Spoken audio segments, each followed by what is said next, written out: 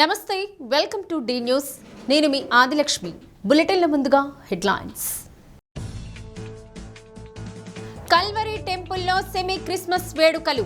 యేసుక్రీస్తు బోధనలు పాటిస్తే మనశ్శాంతితో పాటు ప్రపంచ శాంతి నెలకొంటుందన్న ఎమ్మెల్యే దామచల్ల జనార్దన్ రావు. ఓఎంసీ ఆధ్వర్యంలో జల సురక్ష మాసోత్సవాలు. సురక్షితమైన తాగునీరు అందించాలన్నదే ప్రభుత్వ ఉద్దేశమన్న కమిషనర్, మేయర్. జిల్లా వ్యాప్తంగా అధికారులతో Bapatla collector Vinod Kumar video conference. వరి కోతలు ప్రారంభమవుతున్నందున గోని సంచులు, గోదాములు, తేమ నిర్ధారణ పరీక్షలు అందుబాటులో ఉంచుకోవాలని ఆదేశం. యేసుక్రీస్తు బోధనలు పాటిస్తే మనశ్శాంతితో పాటు ప్రపంచ శాంతి కూడా నెలకొంటుందని ఎమ్మెల్యే దామచల్ల జనార్దన్ రావు అన్నారు. అందరినీ ప్రేమించండి, ఐక్యతతో మెలగండి, తప్పు చేసిన వారిని మన్నించండి అన్న గొప్ప విలువలను యేసుక్రీస్తు బోధించారన్నారు. ఒంగోలు కల్వరీ టెంపుల్లో జరిగిన సెమీ క్రిస్మస్ వేడుకల్లో కేక్ కట్ చేసి ప్రసంగించారు.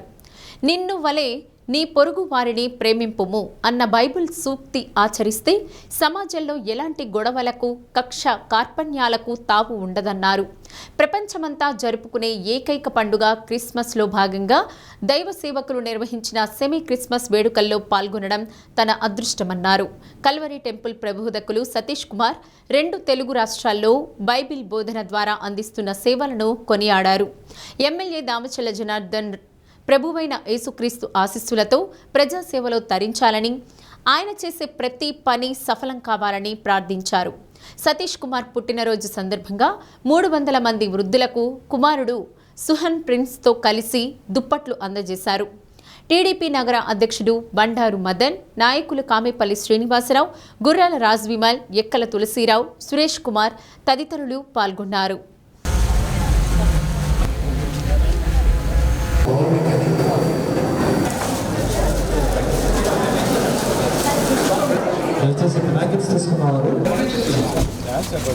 ఈరోజుకుంటారని చెప్పి బండి పెట్టి ప్లాట్ఫామ్ నుంచి వెళ్ళిపోతున్న సందర్భంలో కనిపించాల్సింది ఎవరో చెప్పండి. ఇంటికి సున్నాలు వేసుకుంటూ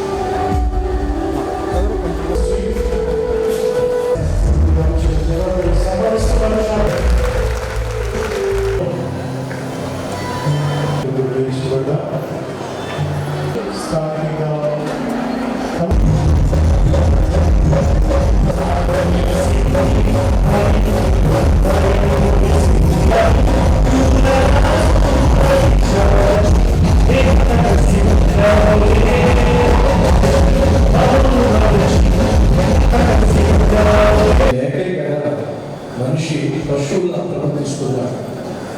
అయ్యా, ఈ రాత్రికి వచ్చే కృప దయచేయండి.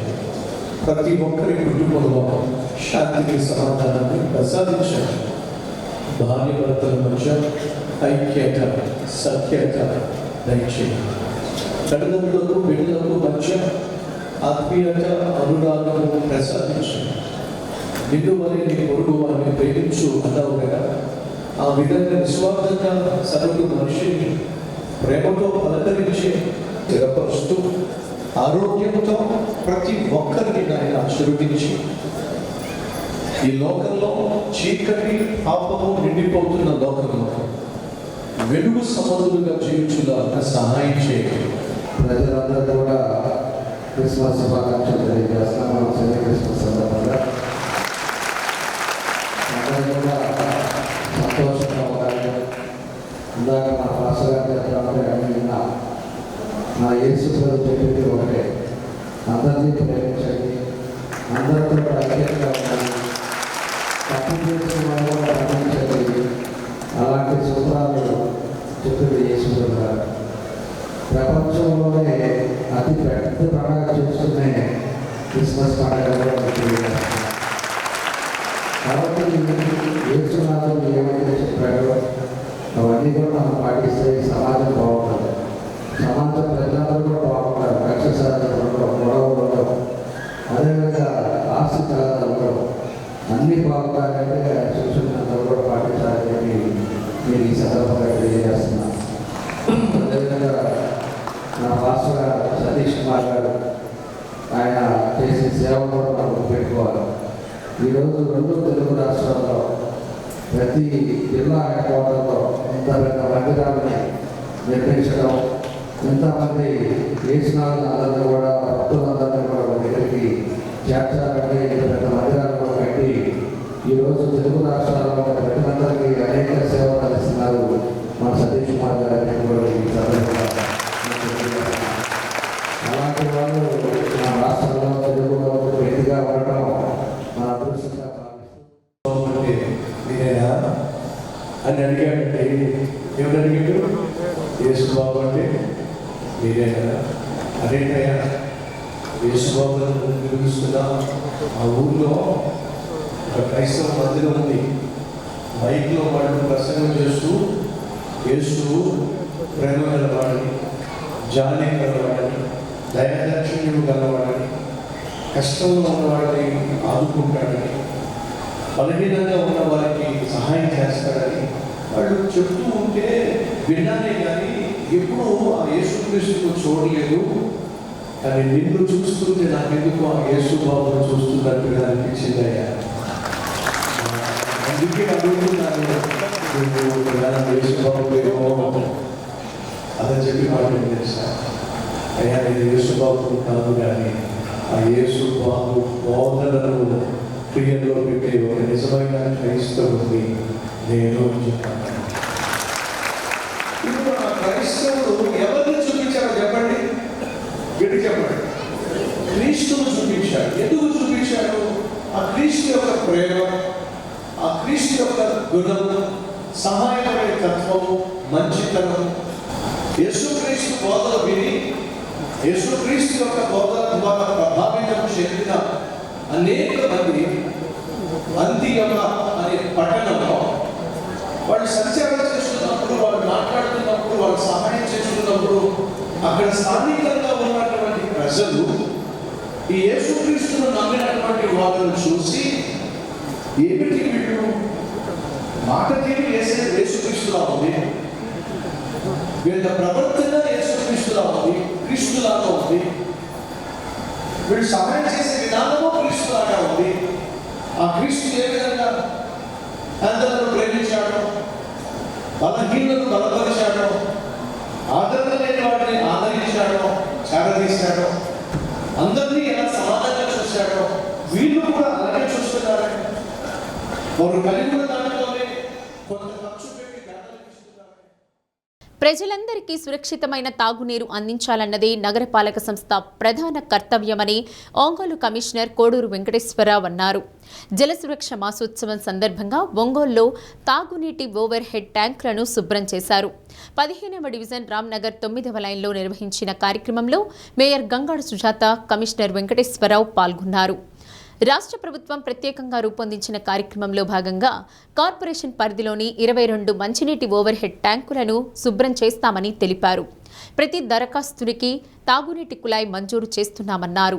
అమృత్ 2 పథకం ద్వారా రాబోయే రోజుల్లో నగరంలో ప్రతిరోజు తాగునీరు అందించేందుకు ప్రణాళిక తయారు చేస్తున్నట్లు తెలిపారు.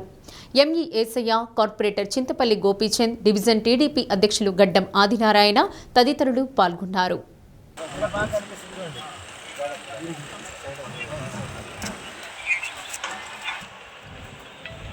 గోపన్న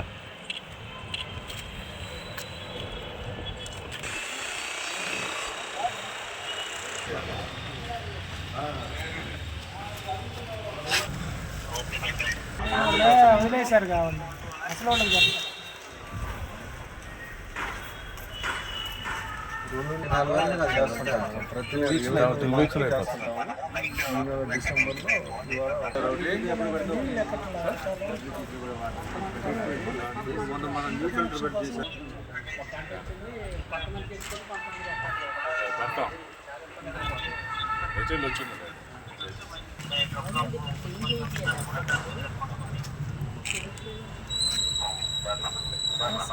స్వామి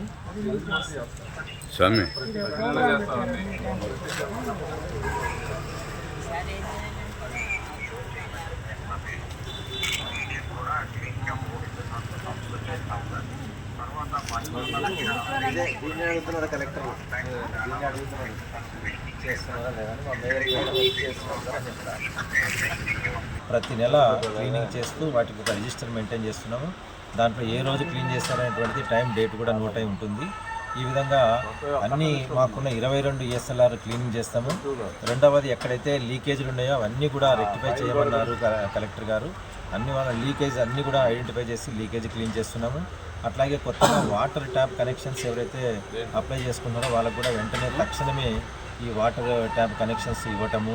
ఇట్లా ప్రతి ఒక్కరికి సంబంధించి సురక్షమైనటువంటి జలాన్ని అందించడం అనేటువంటిది కార్పొరేషన్ యొక్క బాధ్యతగా పనిచేస్తాము. మాకున్నటువంటి వాటర్ ట్రీట్మెంట్ ప్లాంట్స్ కూడా చెక్ చేసుకొని అక్కడ ఏమైనా కూడా ఆ మోటార్స్ వాటికి సంబంధించిన రిపేర్స్ ఉంటే కూడా చేసుకోవడం జరుగుతుంది. అలాగే మాకు 2 సమ్మర్ స్టోరేజ్ ట్యాంక్స్ ఉన్నాయి, వాటిని కూడా సందర్శిస్తాము. వాటికి సంబంధించినటువంటి ఏమైనా అవసరానికి సంబంధించి జల సురక్ష కోసం కావాల్సినటువంటి కార్యక్రమాలు ఉంటే రూపొందించుకుంటాము. ఒక 6 ట్యాంకుల్ని క్లీన్ చేయడం జరుగుతుంది. అందులో మొదటగా నేను ఇక్కడ రామ్నగర్ 9వ లైన్లో ఉన్నటువంటి ఓవర్ హెడ్ ట్యాంక్ దగ్గరికి వచ్చి మా యొక్క సిబ్బంది అంతా కలిసి అంత మరి పైన అంత క్లీనింగ్ చేసే కార్యక్రమాన్ని శ్రీకారం చుట్టాము. ఇలాగని ఈరోజైతే 6 ట్యాంక్స్ అయితే క్లీన్ అవుతున్నాయి కాబట్టి అలాగే నెలంతా కూడా ఈ యొక్క విషయాన్ని ఈ నెలంతా ఈ యొక్క కార్యక్రమాన్ని ప్రభుత్వాలు చేపట్టమని సూచించినారు. కాబట్టి మరి గౌరవనీయులు మన గౌరవ శాసనసభ్యులు అయినటువంటి శ్రీ దామచల జనార్దన్ రావు గారు కూడా మరి ఇక్కడ ఎలాగైతే జరుగుతుందో అనే విషయం మీద ఎప్పటికప్పుడు మాకు సూచనలు సలహాలు ఇస్తూ మా నగరపాలక సంస్థని ముందుకు నడిపించడం జరుగుతుంది. ముఖ్యంగా ఈరోజు కార్యక్రమంలో మా నగరపాలక సంస్థ కమిషనరు అలాగే మా ఎంఏ గారు అండ్ నగర సిబ్బంది, ఇంజనీరింగ్ సిబ్బంది, శానిటేషన్ సిబ్బంది అందరూ కూడా మా యొక్క ప్రోగ్రాంలో పార్టిసిపేట్ చేయడం జరిగింది. 15వ డివిజన్ రామ్నగర్లో ఓవర్ హెడ్ ట్యాంక్ క్లీనింగ్ కోసం ఒక మాసం మొత్తం ఒంగోలులో ఉన్న ఓవర్ హెడ్ ట్యాంకులన్నీ క్లీన్ చేయడానికి మేయర్ గారు, కమిషనర్ గారు, అదేవిధంగా మన ఎమ్మెల్యే గారి ఆదేశాల మేరకు అన్నీ స్టార్ట్ చేస్తున్నారు. ఈరోజు మన మొదటిగా రామ్నగర్లో ఈ కార్యక్రమాన్ని స్టార్ట్ చేస్తున్నారు. ఈ రామ్నగర్లో ఈ ఓవర్ హెడ్ ట్యాంక్ వల్ల మన రామ్నగర్, అనవరపాడు, అదేవిధంగా మిగతా ఏరియాలకు కూడా మంచినీటి నిరాఘాటంగా 4 గంటలు వస్తుంది. కొన్ని సమస్యలు, చిన్న సమస్యలు ఉన్నాయి. ఇప్పుడే కమిషనర్ గారి దృష్టికి కూడా తీసుకెళ్ళాము. రామ్నగర్ 8వ లైన్లో కొంచెం వాటర్ రావట్లేదు. జిల్లాలో వరి కోతలు డిసెంబర్ 2వ వారం నుండి మరింత వేగంగా జరుగుతాయని బాపట్ల కలెక్టర్ డాక్టర్ వినోద్ కుమార్ తెలిపారు. ప్రతి రైతు సేవా కేంద్రంలో తేమ శాతం నిర్ణయించే పరికరాలు, వరిధాన్యం నిల్వలకు గోదాములు, ఈ పంట వివరాలు, రైతుల ఫోన్ నెంబర్లు తదితర వివరాలు నమోదు చేయాలన్నారు. గ్రామ స్థాయిలో శాశ్వత గోదాంల ఏర్పాటుకు చర్యలు తీసుకోవాలని చెప్పారు. బాపట్ల కలెక్టర్ కార్యాలయం నుండి ఆర్డీఓలు, తహసీల్దార్లు, ఎంపీడీఓలు, ఎంఈఓలతో collector Vinod Kumar video conference నిర్వహించారు. వరిధాన్యం నిల్వకు అవసరమైన గోనె సంచుల పరిమాణం, వివరాలు నివేదించాలన్నారు. రైస్ మిల్లుల్లో ధాన్యం నిల్వలకు అవసరమైన స్థలం, ధాన్యంలో తేమ శాతం కొలిచే పరికరాల వివరాలు కస్టోడియన్ అధికారులు తనిఖీ చేసి వివరాలు అందజేయాలని ఆదేశించారు. తుఫాన్ తీరం దాటినప్పటికీ వర్ష సూచన ఉన్నందున అప్రమత్తంగా ఉండాలన్నారు. In charge JD agriculture Annapurna, DLDO Vijayalakshmi, social welfare DD Raj Deborah, CSO Jameer Basha, DPO Prabhakar తదితరులు పాల్గొన్నారు. ప్రతి నేచురల్ ఫార్మింగ్ ఫార్మర్స్ ఒక డిస్కషన్ జరగాలి. ఆర్ఎస్కేలో నేచురల్ ఫార్మింగ్ చేసినటువంటి ఫార్మర్ చేత కాసేపు మాట్లాడించాలి. మనము రాను ఆర్గానిక్ సర్టిఫికేషన్ కూడా చేసి మనం ముందుకు వెళ్ళాలి. So I hope these instructions are clear. Chinnaganjam మండల agriculture officer R Chandrasekhar. Okay, ఠీక్. నా ఇప్పుడు ఒక ప్రొఫార్మా కూడా మీకు పంపించడం జరిగింది. ఈ ప్రొఫార్మాలో ఒక ఫార్మర్ స్టాటిస్టిక్స్, ఎంతమంది లార్జ్ ఫార్మర్స్, అలాగే ల్యాండ్ యూటిలైజేషన్ స్టాటిస్టిక్స్ ఉంది. దీన్ని అంటే రాష్ట్ర స్థాయిలో, జిల్లా స్థాయిలో అమ్మ మీరు ఫిల్అప్ చేసి నాకు ఇవ్వండి. అయిన తర్వాత నెక్స్ట్ రెయిన్ఫాల్ గురించి ఉంది, ఇరిగేషన్ గురించి ఉంది, సాయిల్ హెల్త్ స్టేటస్ ఉంది. సో వివిధ ఆల్ స్టాటిస్టిక్స్ అనేది ఏముంది హెక్టార్స్ లో, ఈ యొక్క ఫార్మ్ ని మీరు ఫిల్అప్ చేసుకోవాల్సిన అవసరం ఉంది. పెట్టారా? పెట్టేసేయండి. So village agriculture assistants group లో ఇది పెడతాము. అలాగే మండల్ అగ్రికల్చర్ ఆఫీసర్స్ గ్రూప్ లో పెడతాము. మండల్ స్పెషల్ ఆఫీసర్స్ గ్రూప్ లో కూడా పెట్టండి. ఆ వాట్సాప్ గ్రూప్ లో చూడండి, సిసి గారు, ఈడీ గారిని యాడ్ చేయండి. This is clear. Inkollu agriculture officer Meramma. నమస్తే సార్. Clear sir. ప్రొఫార్మర్స్ ఇచ్చి అవన్నీ వర్క్ షాప్ లో ఫిల్అప్ చేసుకోవాలి సార్. డిస్కస్ చేస్తాం. ఓకే, అంటే వర్క్ షాప్ ముందు అంటే ఇప్పుడు సాయంత్రం కొద్దిగా టైం స్పెండ్ చేసి whatever you can fill you fill it up అండి. ఓకే, సో అలాగే అగ్రికల్చర్ నుంచి హార్టికల్చర్ మనము కన్వర్ట్ చేయాలి. జీడిపి పెరగడానికి మనం తీసుకోవాల్సిన చర్యలు, దీనిపైన అందరూ కూడా చక్కగా ఈ వర్క్ షాప్ చేయమని కోరుతున్నారు. సో దిస్ ఇస్ రిగార్డింగ్ రేపు జరగబోయే ఈ 1 week డోర్ టు డోర్ చేసింది. It will now get concluded in this work shop. I hope it is clear. సేవల ద్వారా ప్రజల్లో ఎంతో నమ్మకం పొందిన కేంద్ర ప్రభుత్వ రంగ సంస్థ పోస్టల్ శాఖ తాజాగా గ్రూప్ యాక్సిడెంట్ గార్డ్ పాలసీతో ఖాతాదారులకు ఆసరాగా నిలుస్తోంది. రోజుకు కేవలం ₹1 కడితే అక్షరాల 15 లక్షల రూపాయల ప్రమాద బీమా అందించే పథకాన్ని ప్రవేశపెట్టింది. ఖాతాదారుల కుటుంబ సంక్షేమం కోసం పోస్టల్ శాఖ గ్రూప్ యాక్సిడెంటల్ గార్డ్ ద్వారా అందిస్తున్న ప్రమాద బీమా పాలసీ విధానాలు, లభించే బీమా మొత్తం తదితర అంశాలపై డి న్యూస్ ప్రత్యేక కథనం. రవాణాలో ప్రయాణాల్లో సమయాభావాన్ని తగ్గించేందుకు ప్రభుత్వాలు రహదారులపై ప్రత్యేక శ్రద్ధ పెట్టడం, వాహన రంగంలో ఆధునిక మార్పులతో వేగంగా వెళ్లేలా రూపొందించడం, మన దేశంలో రోడ్డు భద్రత, ప్రయాణ నిబంధనలపై కనీస అవగాహన కొరవడటం, మద్యం మత్తులో వాహనాలు నడపడం తదితర కారణాలతో నిత్యం ప్రమాదాలతో రహదారులు రక్తమోడుతున్నాయి. పెద్ద సంఖ్యలో ప్రజలు ప్రాణాలు కోల్పోవడం, శాశ్వత అంగవైకల్యం ఏర్పడటం జరుగుతుంది.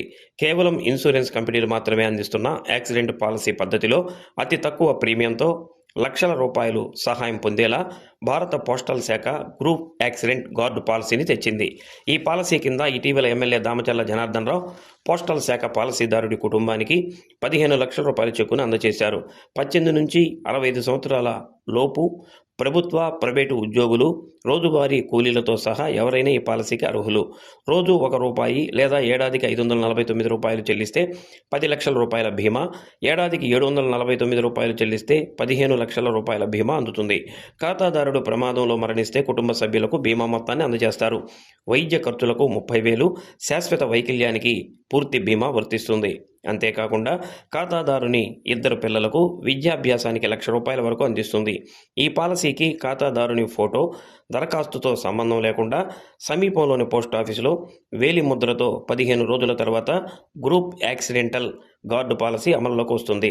పోస్టల్ ఇన్సూరెన్స్ పాలసీదారులకు కేంద్ర ప్రభుత్వం ప్రవేశపెట్టిన ఈ పథకం ఎంతో ఉపయోగకరమని పాలసీ వివరాలను పోస్ట్ పేమెంట్ బాక్స్ ప్రకాశం జిల్లా సీనియర్ మేనేజర్ వంశీకృష్ణ వెల్లడించారు.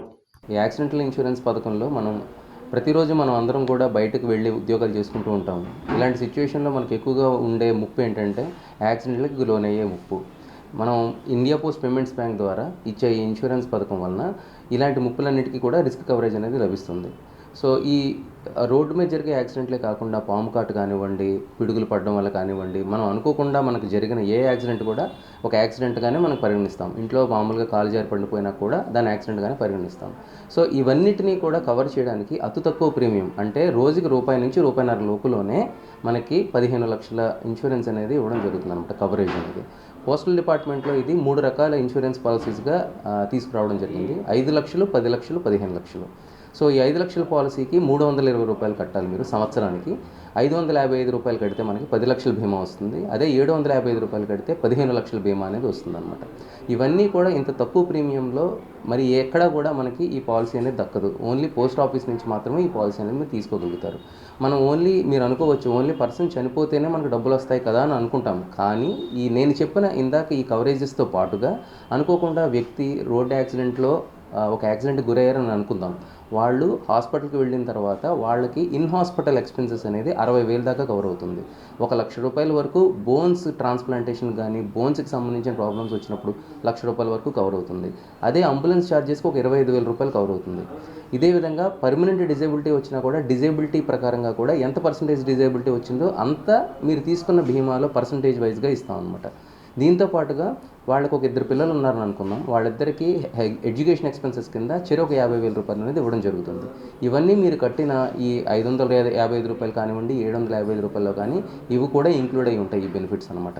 సో ఈ వీటికి సంబంధించి లాస్ట్ 4 ఇయర్స్ నుంచి కూడా ఈ పోస్ట్ ఆఫీస్ నుంచి ఈ పాలసీ అనేది మనం అందరికీ కూడా ఇవ్వడం జరుగుతున్నది.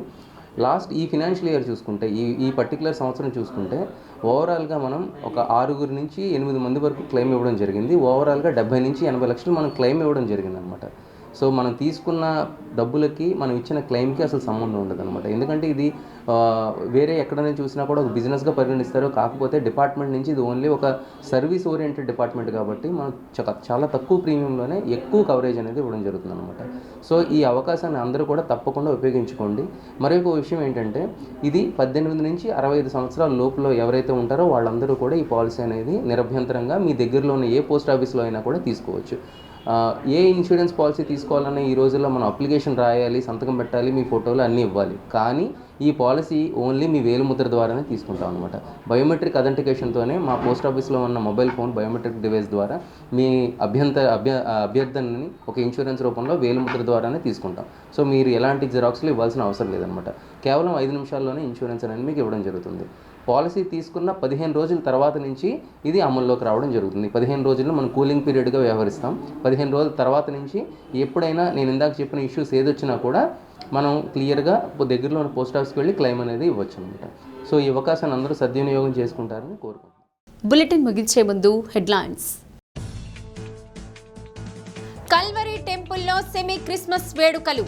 యేసుక్రీస్తు బోధనలు పాటిస్తే మనశ్శాంతితో పాటు ప్రపంచ శాంతి నెలకొంటుందన్న ఎమ్మెల్యే దామచల జనార్దన్ రావు. ఓఎంసీ ఆధ్వర్యంలో జల సురక్ష మాసోత్సవాలు. సురక్షితమైన తాగునీరు అందించాలన్నదే ప్రభుత్వ ఉద్దేశమన్న కమిషనర్, మేయర్. జిల్లా వ్యాప్తంగా అధికారులతో Bapatla collector Vinod Kumar video conference. వరి కోతలు ప్రారంభమవుతున్నందున గోని సంచులు, గోదాములు, తేమ నిర్ధారణ పరీక్షలు అందుబాటులో ఉంచుకోవాలని ఆదేశం. డి న్యూస్లో నేటి మాట. అబద్ధానికి ఆకర్షణ, ఆదరణ ఎక్కువే కానీ ఆయుష్ మాత్రం చాలా తక్కువగా ఉంటుంది.